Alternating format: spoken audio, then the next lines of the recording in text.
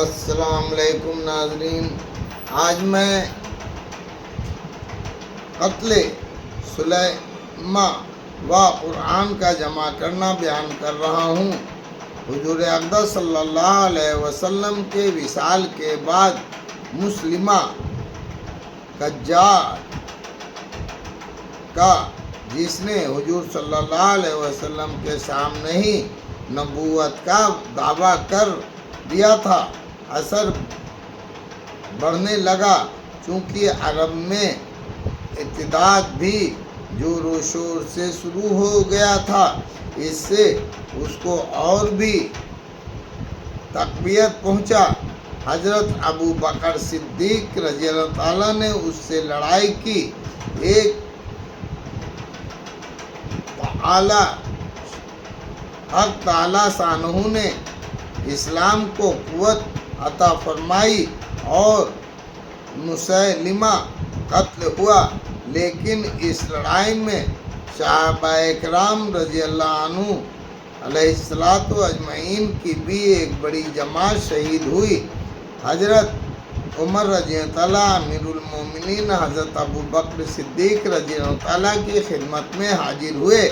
عرض کیا کہ اس لڑائی میں قاری بہت شہید ہو گئے، اگر اسی طرح ایک دو لڑائی میں اور شہید ہو گئے تو قرآن پاک کا بہت سا حصہ ضائع ہو جانے کا اندیشہ ہے، اس لیے اس کو ایک جگہ لکھوا کر محفوظ کر دیا جائے۔ حضرت ابو بکر صدیق رضی اللہ تعالیٰ نے فرمایا، ایسے کام کی کیسے جرأت کرتے ہو جس کو کہ حضور اقدس صلی اللہ علیہ وسلم نے نہیں کیا۔ حضرت عمر رضی اللہ تعالیٰ نے اس پر اصرار فرماتے رہے اور ضرورت کا اظہار کرتے رہے۔ بالآخر حضرت ابو بکر صدیق رضی اللہ تعالیٰ کی رائے بھی منافق ہو گئی تو حضرت زید بن ثابت رضی اللہ تعالیٰ کو، جن کا قصہ آ رہا ہے، بلایا۔ زید رضی اللہ تعالیٰ کہتے ہیں کہ میں نے حضرت ابو بکر صدیق رضی اللہ تعالیٰ کے خدمت میں حاضر ہوا تو حضرت عمر رضی اللہ تعالیٰ بھی تشریف رکھتے تھے۔ حضرت ابو بکر صدیق رضی اللہ تعالیٰ اول اپنی اور حضرت عمر رضی اللہ تعالیٰ کی ساری گفتگو نقل فرمائی۔ اس کے بعد ارشاد فرمایا کہ تم جوان ہو اور دانشمند ہو، تم پر کسی قسم کی بدگمانی بھی نہیں، اور ان سب باتوں کے علاوہ یہ کہ خود حضور اقدس صلی اللہ علیہ وسلم کے زمانے میں بھی تم وحی کے لکھنے پر معمور رہ چکے ہو، اس لیے اس کام کو تم کرو، لوگوں کے پاس سے قرآن پاک جمع کرو اور اس کو ایک جگہ نقل کر دو۔ زید رضی اللہ تعالیٰ کہتے ہیں کہ خدا کی قسم، اگر مجھے یہ حکم فرماتے کہ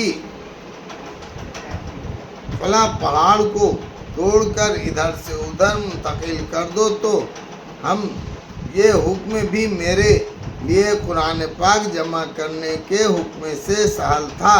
میں نے عرض کیا کہ آپ حضرات ایسا کام کس طرح کر رہے ہیں جس کو حضور صلی اللہ علیہ وسلم نے نہیں کیا؟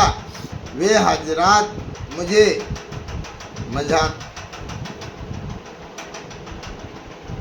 سمجھاتے رہے۔ ایک حدیث میں آیا ہے کہ حضرت ابو بکر صدیق رضی اللہ تعالیٰ زید رضی اللہ تعالیٰ سے کہا کہ اگر تم عمر رضی اللہ تعالیٰ کی موافقت کرو تو میں اس کا حکم دوں، اور نہیں تو میں بھی ارادہ نہ کروں۔ زید بن ثابت رضی اللہ تعالیٰ کہتے ہیں کہ طویل گفتگو کے بعد حق تعالیٰ شانہ نے میرا بھی اسی جانب شرح صدر فرما دیا، سینہ کھول دیا کہ قرآن پاک کو ایک جا جمع کیا جائے۔ चुनांचे मैंने तामील इरशाद में लोगों के पास जो कुरान शरीफ मुतफर्रिक तौर पर लिखा हुआ था और जो इन हजरात सहाबा इकराम के सीनों में भी महफूज था, सबको तलाश करके जमा किया।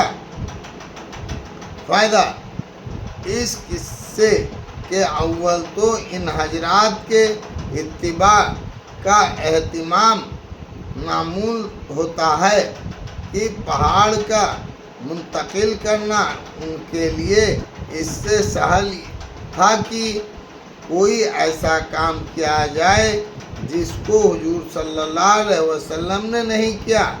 इसके बाद कलाम पाक का जमा करना तो दीन की असल है। अल्लाह ने इन हजरात के आमाल नामे में रखा था। फिर हजरत जायद रज़ी अल्लाह ताला ने इतना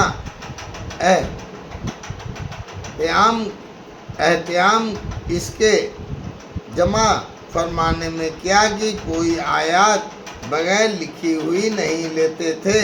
जो हुजूर अक़दस सल्लल्लाहु अलैहि वसल्लम के ज़माने की लिखी हुई थी उन्हीं से जमा करते थे और हुफ़ाज़ के सीनों से उनका मुकाबला करते थे। और चूँकि तमाम कुरान शरीफ मुतफर्रिक जगहों में लिखा हुआ था, इसलिए उसकी तलाश में वो मेहनत ज़रूर करनी पड़ी, मगर सब मिल गया।